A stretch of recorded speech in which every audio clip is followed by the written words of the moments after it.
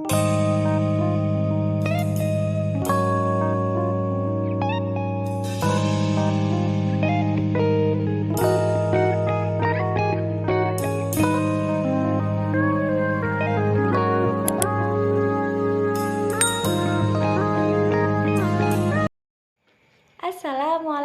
warahmatullahi wabarakatuh.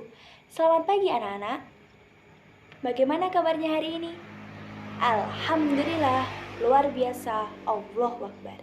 Sebelum kita belajar pada pagi hari ini, kita berdoa terlebih dahulu. Berdoa mulai. Berdoa selesai. Pada hari ini kita akan belajar mengenai isi kandungan surah Ali Imran ayat 190. Sebelum kita menginjak ke materi pada hari ini, saya akan mereview dulu nih materi yang sudah kita pelajari pada pertemuan pertama pada minggu lalu. Kita belajar mengenai isi kandungan surah Asy-Syams ayat 1 sampai dengan 10. Yang mana yang seperti kita ketahui bahwa Allah itu sudah menciptakan alam semesta untuk siapa? Untuk makhluknya, untuk khalifah di bumi, untuk semua ciptaannya. Nah, di situ Allah sudah mempunyai janji kepada para makhluknya. Janjinya ada berapa? Janjinya ada 7.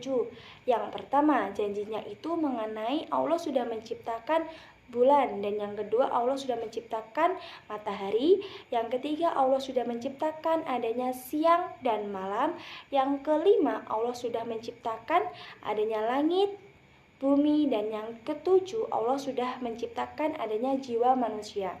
Maka di situ sudah disebutkan bahwasanya dalam jiwa manusia itu Allah sudah mengilhamkan ada 2 kemungkinan. Yang pertama, kefasikan dan ketakwaan. Beruntunglah bagi orang-orang yang taat atau yang mensucikan jiwanya, dan merugilah untuk orang-orang yang mengotori jiwanya sendiri. Nah, demikian ya review pada minggu lalu mengenai isi kandungan surah Asy-Syams ayat 1 sampai dengan 10. Kita akan belajar surah Ali Imran ayat 190. Mari kita baca bersama-sama.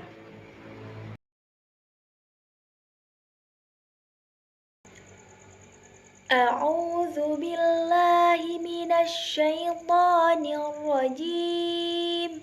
Bismillahirrahmanirrahim.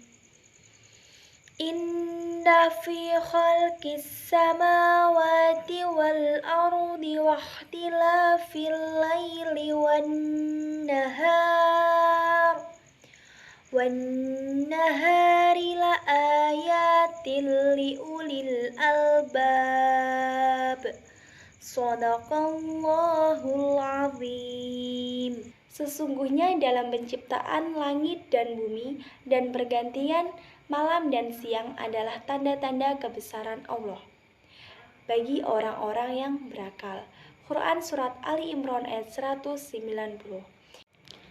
Dalam beberapa tafsir juga disebutkan, yang pertama dari tafsir Al-Muyasyar, yang kesimpulannya begini, benar-benar sudah ditunjukkan bukti adanya Allah mengenai keagungan dan keesaannya bagi orang-orang yang selamat pikirannya. Maksudnya gimana? Di situ juga disebutkan kan ulul albab, orang-orang yang berilmu atau orang-orang yang selamat pikirannya. Lalu yang kedua mengenai tafsir Al-Mukhfashar. Di situ disebutkan dalam tafsir itu sesungguhnya penciptaan adanya langit dan bumi sebagai bukti nyata adanya Allah dan keesaannya.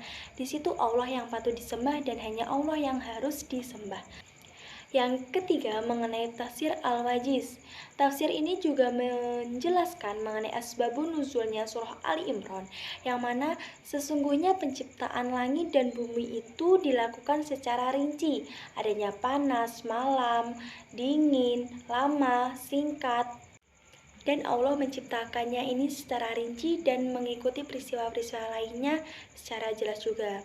Selain itu, ayat ini diturunkan ketika suku Quraisy meminta Nabi Muhammad untuk berdoa kepada Allah dengan berkata, mintalah kepada Tuhanmu untuk menjadikan bukit Sofa ini menjadi emas. Lalu beliau berdoa kepada Allah, lalu kemudian turunlah surah Ali Imran ini. Itu seperti itu ya isi kandungan tafsir Al-Wajiz, tafsir Al-Muyassar, dan tafsir Al-Mukhfashar. Selain ketiga tafsir itu tadi, Buya Hamka dalam tafsirnya Al-Azhar juga menjelaskan bahwa surah Ali Imran ini untuk Allah mengarahkan hambanya untuk berpikir, merenungkan alam langit dan bumi ini agar mereka mempergunakan pikirannya dan memperhatikan pergantian siang dan malam sebagai bukti adanya keesaan Allah. Sebagai Allah itu yang wajib disembah dan hanya Allah lah yang harus disembah, dan sebagai bukti tanda-tanda kebesaran Allah. Orang yang mampu memahami atau mentafakuri tentang keesaan dan kebesaran Allah seperti langit, bumi, matahari, dan teman-temannya yang lain, itu sebagai orang yang ilmunya berakal atau biasa disebut dengan ulul albab. Di Ali Imran itu sudah dijelaskan ulul albab, orang-orang yang berakal. Orang yang berakal di sini juga disebutkan oleh Ibnu Katsir ialah orang yang mempunyai akal dan kecerdasan yang sempurna. Selain Ibnu Katsir juga disebutkan oleh Sayyid Khutbi mengenai mereka adalah orang yang memiliki pemahaman dan pemikiran yang luas. Beberapa pengertian dari Buya Hamka, Sayyid Khutbi, dan Ibnu Katsir mengenai pengertian dari ulul albab. Ulul albab sendiri dalam surah Ali Imran itu adalah orang-orang yang berakal, yang mana mereka harus mentafakuri, mereka sadar tentang keesaan dan kebesaran Allah dengan menciptakan alam semesta untuk kebutuhan makhluknya. Jadi kesimpulan dari isi kandungan surah Ali Imran itu ada beberapa. Yang pertama, tujuan Allah menciptakan langit dan bumi adanya pergantian siang dan malam sebagai bukti keagungan dan kebesaran atas keesaan Allah. Yang kedua, orang yang mampu memahami atau orang yang mampu merenungkan tentang keesaan Allah itu disebut orang yang berakal atau orang yang ulul albab. Yang ketiga, cara menjadi orang yang ulul albab yaitu dengan rajin berzikir sepanjang waktu. Nah, itu tadi ya pembelajaran kita mengenai isi kandungan surah Ali Imran ayat 190. Ada beberapa kandungan yang sudah saya jelaskan tadi. Nah, cukup sekian pembelajaran kita pada pagi hari ini. Mari kita tutup dengan bacaan hamdalah. Alhamdulillahirabbil alamin. Sekian dari saya, ada kurang lebihnya mohon maaf. Assalamualaikum warahmatullahi wabarakatuh.